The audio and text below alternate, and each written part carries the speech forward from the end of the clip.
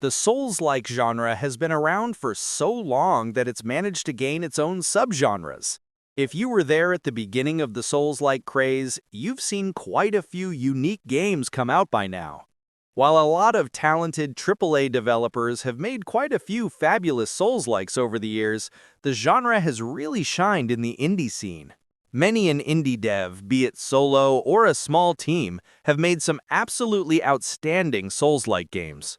One of the most recent entries into that fold is Howl. Described as a Souls-like deck builder, Howl is a brutal, highly addictive experience from the Outer Zone, a small team out of Copenhagen, Denmark. This dark combination of Souls-like difficulty and sinister, graphic novel-like pixel art is oozing with style. When this is paired up with the game's punishing yet overwhelmingly rewarding card-based combat, you've got something pretty special here. Of all the games I've played this year, Howl is one that clicked with me immediately. A lot of great titles have come out this year, but I firmly believe Howl is one of the best games of 2025. Enter the spirit world. Howl takes place in a metaphysical realm known as the spirit world, where the journey to find Ro's son, Olvi, unfolds across multiple areas. What starts in a small, isolated area of the spirit world expands out into larger, more intricate areas. I spent plenty of time exploring every single area outside the battle zones as much as possible, and was rewarded with upgrades, totems, and special cards.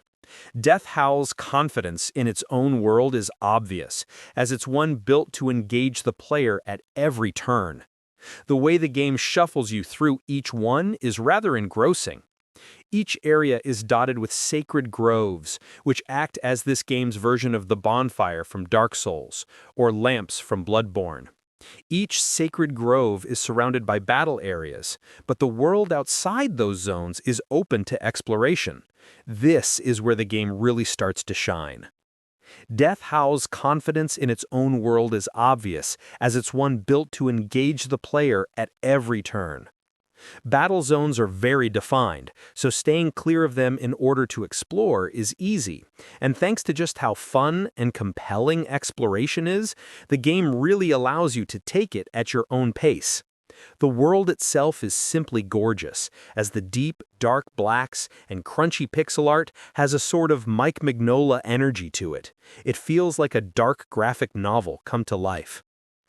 Howl deals with some pretty heavy themes. Grief, motherhood, and the frailty of life are certainly at the forefront in some lovely ways. The writing has a delightful mix of playful banter, dark musings on life, and how far a mother will go to protect her child. A lot of times, story in these types of games feels a bit underbaked, but Howl does an excellent job at avoiding that.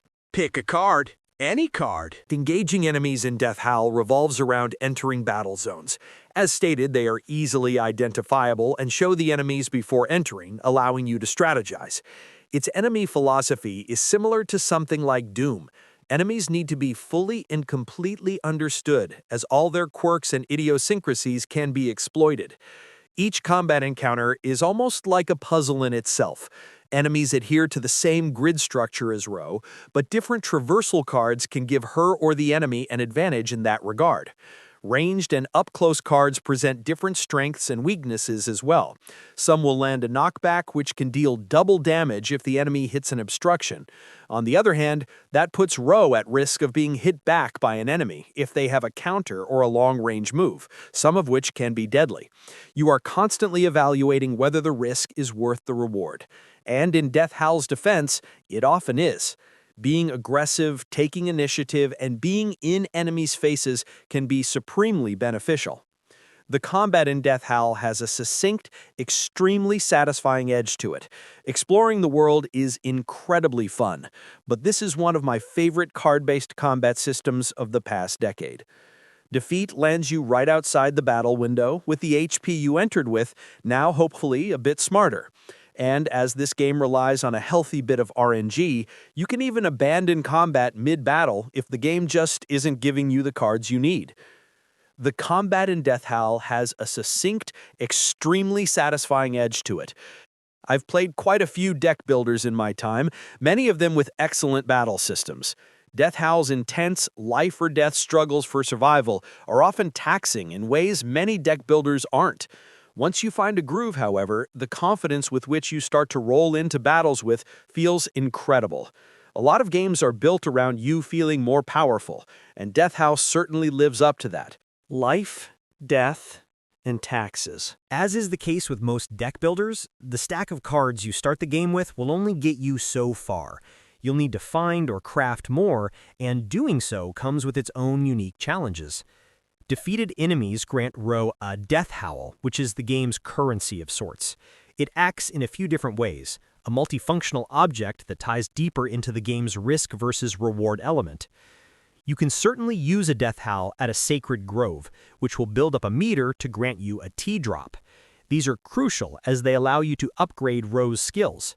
More importantly, Death Howls can be used in conjunction with the game's crafting system. When combined with ingredients found around the world, you can craft new, more powerful cards. Each enemy defeated, each Death Howl gained, presents a challenging question. Deciding what to spend your new materials on can be tricky, but as enemies respawn following resting in a Sacred Grove, there's certainly room to grind out cards. Grinding out cards also comes with its own frustrations, however, as does the rest of the game. The RNG has a tendency to be incredibly punishing at times. Entering a battle window guarantees nothing, as each draw of cards is completely random. If you're trying to get a particular sequence of cards to show up, you will often find yourself on the losing end of that dice roll. Of course, that also just encourages you to improvise. You can always abandon the battle, hoping for a better roll of the dice next time. That's hardly as satisfying, of course.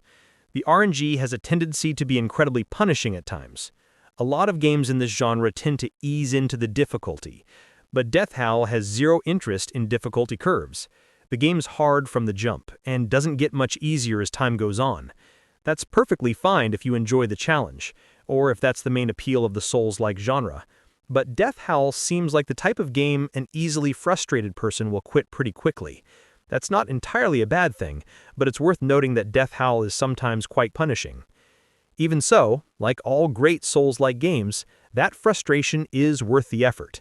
If you approach Death Howl with the patience that it needs, you'll come away with a video game experience that is infinitely rewarding in every possible way.